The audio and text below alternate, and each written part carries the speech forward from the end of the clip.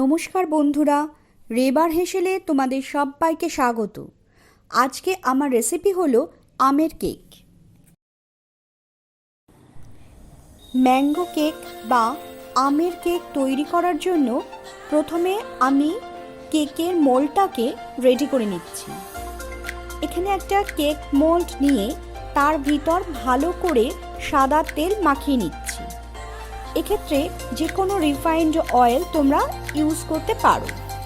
মোল্ডের তলা বা ভিতরের চারিদিকে অয়েল ব্রাশ করার পর একটা বাটার পেপার নিয়ে মোল্ডের ভিতর বসিয়ে দিচ্ছি। বাটার পেপারটা আমি মাপ করে আগে কেটে নিয়েছিলাম।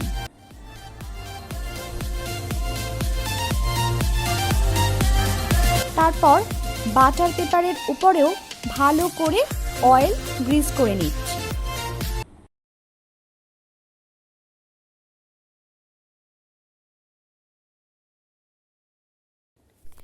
এবার এখানে আমি দুটো পাকা আম নিয়েছি। আম দুটো ভালো করে জলে ধুয়ে পরিষ্কার করে নিয়েছি। এবার সেই আম দুটোকে খোসা ছাড়িয়ে ছোট ছোট টুকরো করে কেটে নিলাম। এখানে আমি একটা মিক্সিং জার নিয়ে নিয়েছি। জারের মধ্যে দিয়ে দিচ্ছি ছোট টুকরো করে কেটে রাখা 1 কাপ আম, আর দিচ্ছি 1/2 কাপ পাউডার সুগার।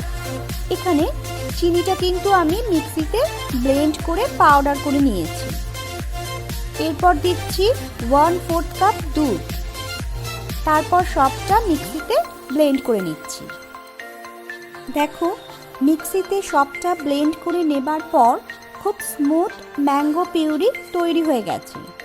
এটা এমনভাবে মিক্সিতে ব্লেন্ড করব যাতে এর মধ্যে কোনো দলা বা লাম্প না থাকে।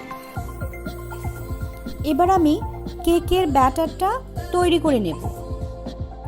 নেক্সট স্টেপে এখানে একটা কাঁচের বোল নিয়ে নিয়েছি। এই বোলের মধ্যে মিক্সিতে পেস্ট করে রাখা ম্যাঙ্গো পিউরির পুরোটাই ঢেলে দিচ্ছি।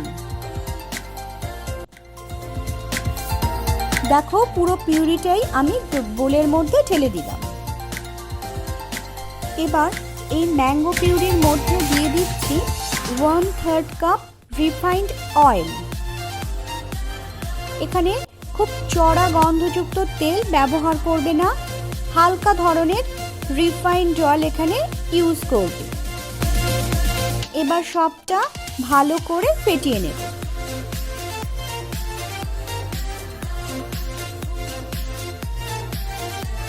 তেলের সঙ্গে আমের পিউরিটা ভালো করে ফেটিয়ে নেবার পর এর মধ্যে দিয়ে দেব ড্রাই ইনগ্রিডিয়েন্টগুলো। তার জন্যে বোলের উপর একটা ছাঁকনি বসিয়ে দিলাম। এবার এতে দিয়ে দিচ্ছি 1 কাপ ময়দা, 1 চা চামচ বেকিং পাউডার আর 1/4 চা চামচ বেকিং সোডা বা খাবার সোডা।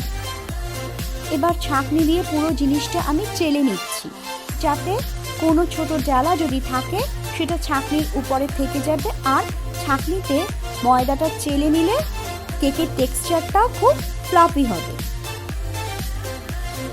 পুরো ময়দাটা চালা হয়ে গেলে এবার একটা হুইস্ক দিয়ে সমস্ত উপকরণ সমেত আমের পাল্পটা ভালো করে ফেটিয়ে নেব।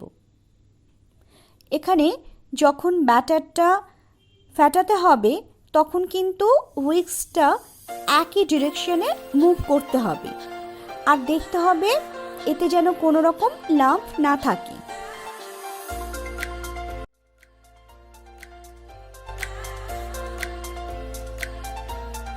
ব্যাটারটা খুব ভালো করে ফেটিয়ে নেবার পর দেখো ব্যাটারটা খুব সফট আর হালকা হয়ে গেছে। এর মধ্যে কোনো দলা পাকানো নেই, একবার স্মুথ ব্যাটার তৈরি হয়ে গেছে, অর্থাৎ কেকের ব্যাটার রেডি হয়ে গেছে। এবার রেডি করে রাখা কেক মোল্ডের মধ্যে সমস্ত ব্যাটারটা আস্তে আস্তে করে ঢেলে দিচ্ছি।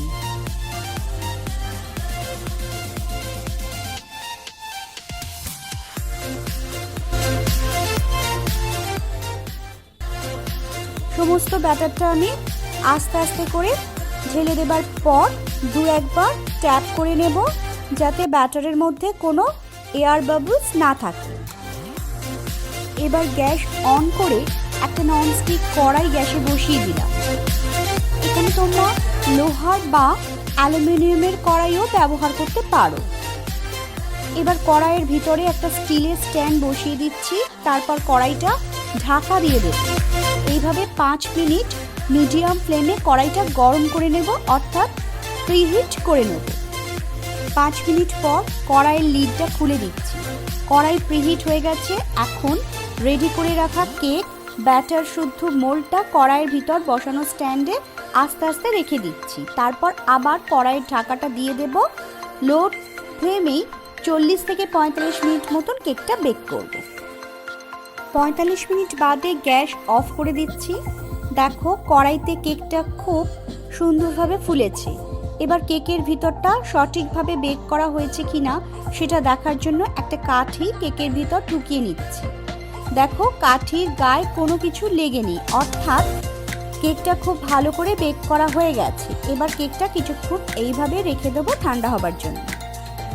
এবার আমি ম্যাঙ্গো গ্লেজ বানানোর জন্য মিক্সিং ছোট জারটার মধ্যে 1 কাপ টুকরো করে কাটা আম নিয়ে ব্লেন্ড করে নিচ্ছি।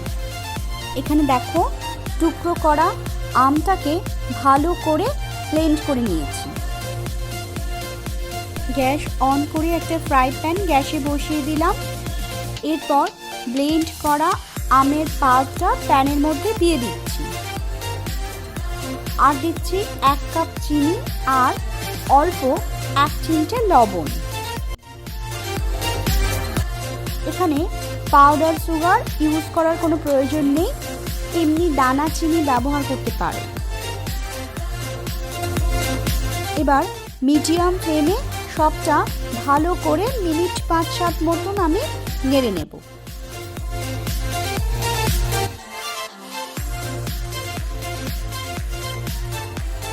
সাত মিনিট বাদে আমের পাল্পটা একটু আঠালো টাইপের হয়ে গেছে, অর্থাৎ ম্যাঙ্গো গ্লেজ রেডি হয়ে গেছে।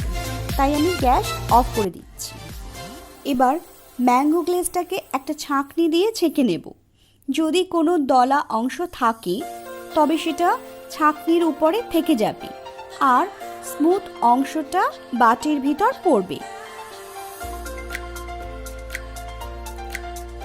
ম্যাঙ্গো গ্লেজটা কেকের উপরে গার্নিশিং করার জন্য ব্যবহার করব, তাই এটা একদম স্মুথ হওয়া দরকার।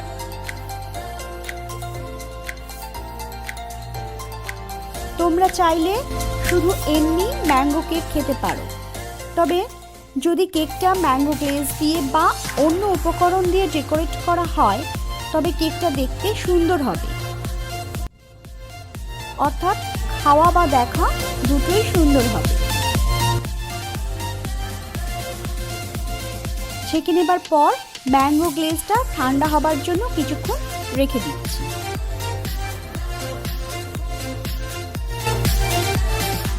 এখানে দেখো কেকটা এতক্ষণে ঠান্ডা হয়ে গেছে।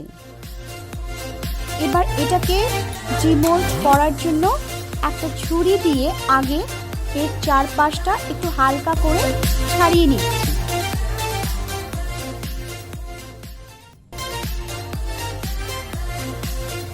তারপর একটা প্লেট এর উপর রেখে আস্তে করে উল্টে দিলাম। তারপর উপর থেকে হালকা করে হাতে চাপ দিচ্ছি। দেখো আস্তে আস্তে মোল্ডটা উঠিয়ে নিলাম আর কেকটাও প্লেটে বেরিয়ে। এবার বাটার পেপারটাও কেকটা থেকে ছাড়িয়ে নিলাম। সুন্দর নরম কেক তৈরি হয়ে গেছে। এবার কেকটা সোজা করার জন্য আর একটা প্লেট কেকের ওপর দিয়ে উল্টে দিলাম। ব্যাস, কেকটা উপরের দিকটা উপরে চলে এলো।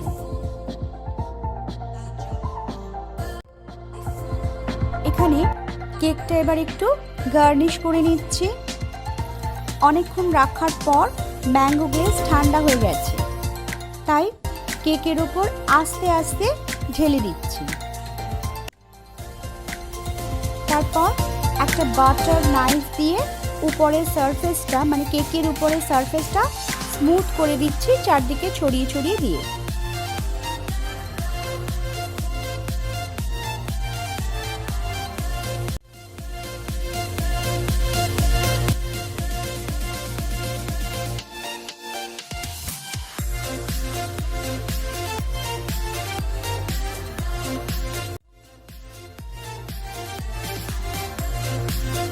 ম্যাঙ্গো গ্লেজ দিয়ে কেকের উপরটা ভরাট করার পর কেকের চারদিকে গোল করে চকলেট গ্রেট করে সুন্দর করে সাজিয়ে দিচ্ছি।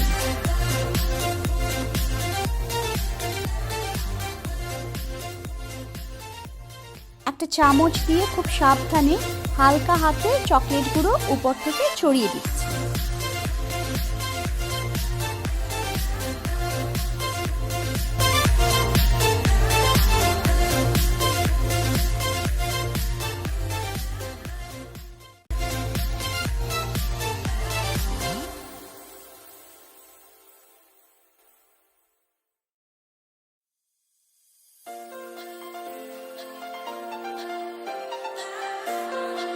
কেকের চারদিকটা সুন্দর করে চকলেট দিয়ে সাজাবার পর কয়েক টুকরো আম আমি নিয়ে নিয়েছি এবং সেই টুকরো করে কাটা আম দিয়ে কেকের মাঝখানটা সুন্দর করে সাজিয়ে দিচ্ছি।